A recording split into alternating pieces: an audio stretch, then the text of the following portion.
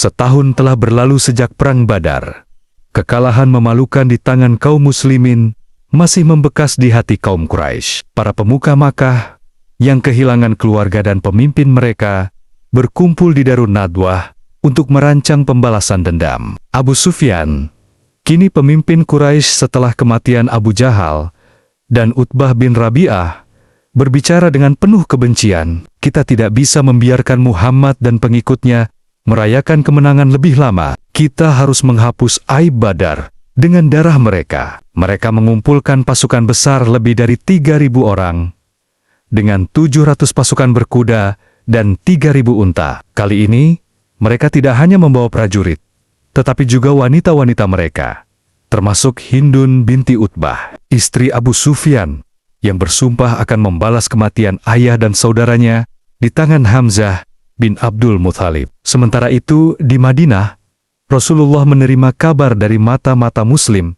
bahwa Quraisy sedang menuju ke arah mereka dengan kekuatan besar. Maka, beliau segera mengumpulkan para sahabat untuk bermusyawarah. Sebagian sahabat senior, termasuk Abdullah bin Ubay, pemimpin kaum munafik, menyarankan agar kaum muslimin bertahan di dalam kota. Namun, para sahabat muda yang tidak ikut dalam Perang Badar bersemangat untuk keluar dan menghadapi musuh secara langsung. Mendengar semangat mereka, Rasulullah akhirnya memutuskan, "Kita akan keluar menghadapi mereka di Uhud." Madinah bergetar oleh persiapan perang. Para sahabat mengenakan baju besi, mengasah pedang, dan menyiapkan perbekalan. Mereka tahu, ini bukan hanya pertempuran biasa. Ini adalah ujian besar bagi umat Islam. Rasulullah berangkat dengan 1.000 pasukan Muslim menuju Gunung Uhud.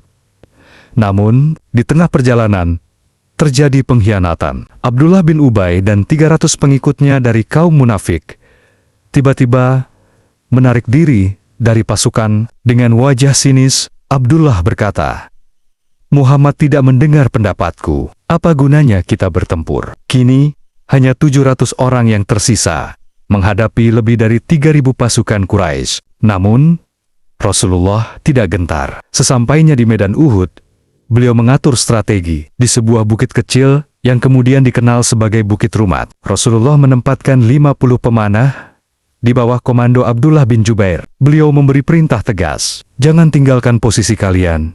Apapun yang terjadi, baik kami menang atau kalah." Di barisan pasukan Muslim, Hamzah bin Abdul Muthalib, Ali bin Abi Thalib, Zubair bin Awam, dan Abu Dujanah berdiri di garis depan. Mereka adalah prajurit terbaik Islam, siap bertempur hingga titik darah penghabisan. Sementara itu, di kubu Quraisy, Khalid bin Walid dan Ikrimah bin Abu Jahal mengamati medan perang, mencari celah untuk menyerang. Medan Uhud sunyi. Kedua pasukan saling berhadapan dalam ketegangan. Lalu, suara takbir menggema menandakan dimulainya pertempuran. Seperti tradisi bangsa Arab, perang diawali dengan duel 1 lawan 1. Dari pihak Quraisy, Talhah bin Abi Talhah maju ke tengah medan. Ia dikenal sebagai salah satu prajurit Quraisy yang paling kuat. Dari pihak Muslim, Zubair bin Awam melangkah ke depan. Dengan cepat Zubair melompat dan menebas Talhah. Dengan satu serangan, darah menyembur dan pasukan Quraisy terkejut melihat kecepatan Zubair. Duel demi duel berlangsung, dan kaum muslimin mulai mendominasi pertempuran. Di tengah medan, Abu Dujanah, dengan pedang Rasulullah di tangannya, menebas musuh-musuhnya satu persatu. Sementara itu, Hamzah bin Abdul Muthalib bertarung dengan gagah berani, menyerang musuh tanpa rasa takut. Dengan pedangnya yang tajam, ia menghantam barisan musuh dan memporak-porandakan mereka. Melihat kekacauan di pihak Quraisy, kaum muslimin mulai maju lebih dalam. Mereka hampir meraih kemenangan. Di atas Bukit Rumat, para pemanah Muslim melihat pasukan Quraisy mulai mundur. Mereka mengira pertempuran telah selesai. Sebagian besar dari mereka mulai meninggalkan posisinya untuk mengambil harta rampasan perang.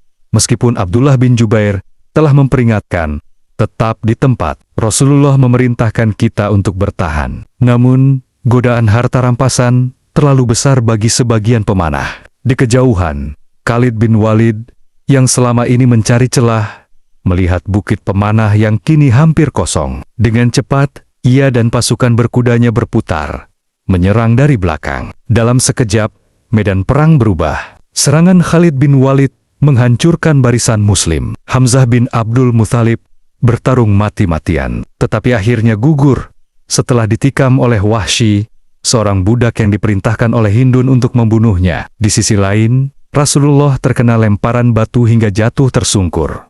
Helm besinya patah, dan wajahnya terluka parah. Darah mengalir di pipinya. Suara dari pasukan Quraisy bergema, "Muhammad telah mati." Mendengar kabar ini, semangat kaum muslimin runtuh. Saat pertempuran semakin kacau, beberapa sahabat dengan gagah berani melindungi Rasulullah. Talhah bin Ubaidillah menggunakan tubuhnya sebagai perisai, hingga tangannya terluka parah. Sa'd bin Abi Waqqas memanah musuh dari dekat Rasulullah, sementara Abu Dujanah berdiri di depan beliau, menahan setiap serangan musuh. Rasulullah akhirnya diselamatkan oleh pasukan Muslim yang tersisa dan dibawa ke tempat aman di kaki Gunung Uhud. Setelah pertempuran mereda, Hindun binti Utbah mendatangi jenazah Hamzah dengan penuh kebencian. Ia membelah dadanya dan mengambil hatinya. Ia mengunyahnya sebagai bentuk pembalasan dendam, meskipun akhirnya ia meludahkannya kembali. Musuh akhirnya mundur, meninggalkan medan perang yang penuh dengan darah. Di Madinah, kaum muslimin menunggu kabar dari Uhud. Ketika para pejuang yang selamat kembali, tangis pecah di seluruh kota. Namun, meskipun banyak yang gugur, Rasulullah menegaskan, "Jangan bersedih, Allah bersama kita." Kekalahan ini menjadi pelajaran besar bagi umat Islam. Pertama, jangan tinggalkan perintah Rasulullah. Kedua, keimanan lebih penting daripada jumlah pasukan. Ketiga, dunia tidak boleh mengalahkan ketaatan kepada Allah. Meskipun terluka, Rasulullah tetap kuat. Beliau berjanji, akan datang hari di mana kita menang. Dan hari itu semakin dekat. Bersambung ke Perang Khandaq.